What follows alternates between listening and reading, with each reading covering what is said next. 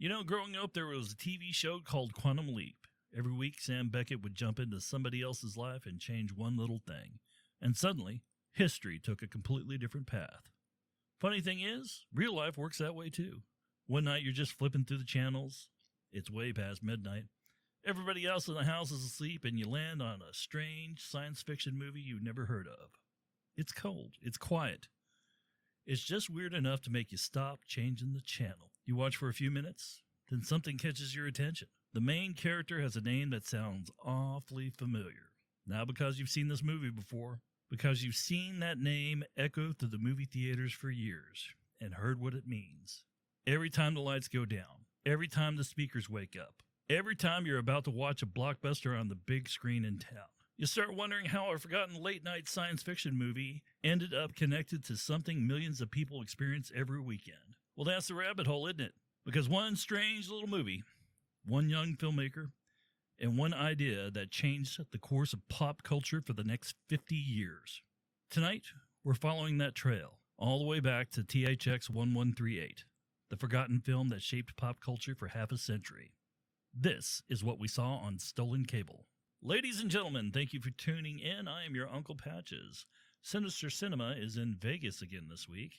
We'd originally planned on Crocodile Dundee and had a whole episode recorded up, but I figured since I fell asleep while trying to edit it, you guys wouldn't be interested in it at all. So we may have to redo that one, and I'm desperately throwing this together for you guys to have something out this week. This is a weird one. THX1138 is the first theatrical film that George Lucas did. It was produced by Francis Ford Coppola. Francis Ford Coppola was making film at around the same time, and he took George Lucas under his wing. This originally started out as a student project for George Lucas that he decided to make into a film, his first film when it came out. It stars Robert Duvall. This was Robert Duvall's first leading role, and he pretty much carries the entire film.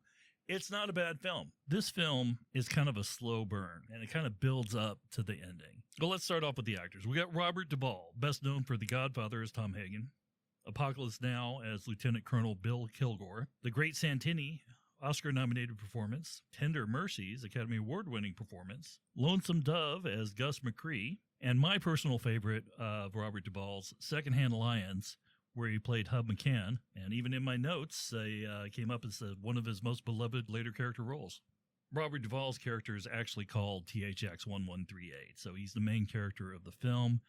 Donald Pleasance is in this film. He plays a character called SEN5241. Donald Pleasance is known for Halloween, The Great Escape, You Only Live Twice, where he played Blofeld, Escape from New York, and The Fantastic Voyage. And we got Maggie McOmie, MCOMIE, plays LUH3417. Very beautiful woman. I am shocked she wasn't in more films because of this one. But I think since this film was such a flop at the movie theater, she decided she wasn't going to go on and do more films. She does have a nude scene in this film. I think that contributed to it. And she had to shave her head, which was back in the early 70s. That was just not done. Women don't cut their hair. So she had to shave her head for the part. I think she was beautiful. Very beautiful woman.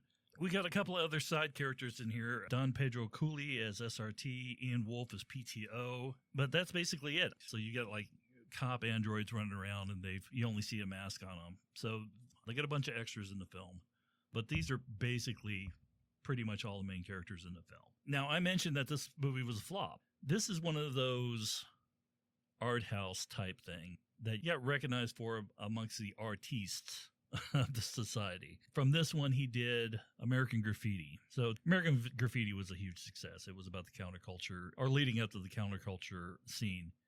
Now, getting into THX1138. When preparing for the podcast, I went through the film, and I have a tendency to look at the film or scrutinize the film a little bit more than I would if I was just casually viewing it. And what I noticed is, and this is not what I expected, I did not expect to notice the impact or the similarities of where we're going as a society in this film. So there's a joke going around that the Demolition Man film has become more true than we wanted to, because that was supposed to be kind of a dystopian future with the polish on top of it. This one is kind of like if they continued on that path of the Demolition Man with society. It hits a lot of the same things. You've got over-medication of the population to keep them suppressed. You've got pornography used to separate desire between males and females. Sex is banned among males and females. They refer to each other in the movie as mates, but what their meaning is in the context of the film as roommate, as somebody they share space with. It's kind of disturbing how much in our society that I can see that we're heading toward this film, and it's not something I expected. Now, thinking back, this film did appear on TV on occasion. Usually somebody's parent or your dad would sit down and watch it. It does have a certain flair to it. It has a certain draw. I mean, it's not a bad film. It's a fairly decent film. The acting's a lot better in it than some of the Star Wars films. But it would be on in the background. You'd sit down as a kid, you'd watch the film, and you'd be bored because you just didn't quite grasp what was going on. And there wasn't a lot of exposition going on in the film to explain what was happening. No, it was funny, I told a story about growing up in a previous episode and being around counterfeiters. And one of them had taught me that, counterfeiting a $20 bill was kind of pointless because the U.S. federal government would spend $300,000 to hunt you down. This movie actually has kind of a tie-in to that, which is surprising. So at one point, THX is what they call them, THX, is on the run. And they assign a dollar amount to catch him. And once that dollar amount is expired, everybody stops and turns around and goes home. So all he had to do was run out the budget, which is absolutely fascinating. It's one of those films.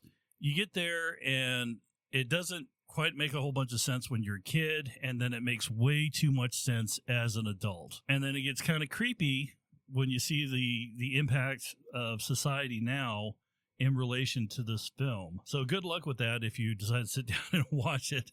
It may be kind of depressing. Let's get into the unintentional cultural impact of this film. George Lucas made this film under the tutelage of Francis Ford Coppola, who is known for making thinking man's films, which this is definitely in that particular category. It is a thinking man's film. So even though it didn't pick up really big with society in general, I mean, you do get the science fiction nerds that love the film, but you got a lot of the artistic crowd that like the film. And that is good in the Hollywood scene because that gets you noticed and amongst groups and parties and stuff and such. So this allowed him to be able to get American Graffiti made, which was a fairly popular film. I remember my dad watching that one when he was growing up. He said, "Hey," when I was growing up, he would say, "Hey, this is exactly what it was like when I was a kid, driving up and down the street in my hot rod with my buddies." So that was kind of fun to learn about your dad, that he was, riding up and down the street as a hot rod with his buddies. The most important part about this is when you get the reputation of being a director that makes the thinking man's film, it draws in actors. I'm talking about the seasoned professional actors that have got the real talent that shines. Alec Guinness only took this part to play a space wizard because he was talking to a friend about this weird script that he got. And he told him, "I don't think I'm going to do this film." And his friend said, "Well, who is the director?" Well, when the name George Lucas came up, his friend says, "You have to do this film because George Lucas is a director's director. This guy has got vision." So without THX1138 and American Graffiti, Star Wars wouldn't have Alec Guinness in it. And Alec Guinness sells Star Wars. Here's how I can prove it. We're in the YouTube age. You can go online, go into YouTube, and I ask everybody that's listening to this, do this. Search for Obi-Wan Kenobi has PTSD, and you'll probably find several different versions of this. But it's because of Alec Guinness's delivery of these lines that made the entire film. The fact that you had this one-season actor in this goofy sci-fi film set in a galaxy far, far away. I was once a Jedi Knight the same as your father. He was the best star pilot in the galaxy, a cunning warrior, and he was a good friend. This is the weapon of a Jedi Knight, not a clumsy or random blaster, an elegant weapon for a more civilized age. For over 1,000 generations, the Jedi Knights were the guardians of peace and justice in the Old Republic, before the Dark Times, before the Empire. Now, before these lines, and of course I've paraphrased a lot of it because copyright issues and stuff, but he mentions that he was in the Clone Wars. Luke says, so you were in the Clone Wars? He says, yes, I was once a Jedi Knight, like same as your father. Now, in the PTSD version that you see online, they take that one section where he's talking, where he's describing this, they edit in scenes from the prequel Star Wars films. It's like he's having a flashback of the Clone Wars and the horror that had happened that led him to this point in life. And you can see the expression on Alec Guinness's face. He sells that. He sells the horror of the past in just these few lines. This is what made Star Wars. And without Star Wars, we wouldn't have nearly half of the entertainment that we have nowadays. Every piece of sci-fi that came out after 1977 was trying to compete and grab the audience from Star Wars. We covered the Black Hole a few episodes back, and that was Disney's attempt to start their own Star Wars franchise, but it didn't work. They did receive 2 Academy Award nominations, from what I understand, and we didn't include that in with the podcast, but that was the most expensive film that Disney had ever made at that point in time, trying to compete with Star Wars. All the special effects in the 78 Superman had to be completely redone because Star Wars came out and completely blew away what special effects was supposed to look like. We've got a long chain of events that come down the line because the Star Wars films came out. Without Star Wars, we wouldn't have had the Harry Potter series that we have now. The Marvel and DC films probably wouldn't exist, especially not in the way that they do nowadays. The Star Trek films wouldn't even look the same.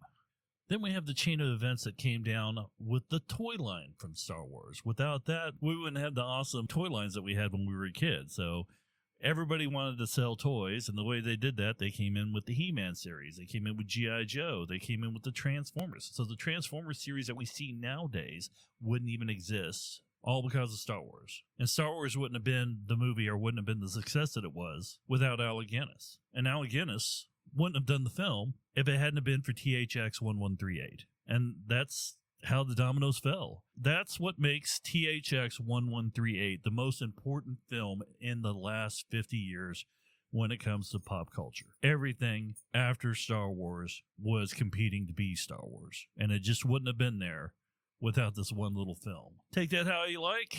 This is going to be a really short episode because, like I said, I'm here by myself this week, and it usually runs a little bit longer when I have somebody else to play off of. Next week, Sinister Cinema should be back, and we will be covering Maximum Overdrive. I think I've called the episode Maximum Overdrive. More believable now than 1986. Thank you very much for tuning in. This is What We Saw on Stolen Cable. THX1138, the most important film in pop culture in the last 50 years.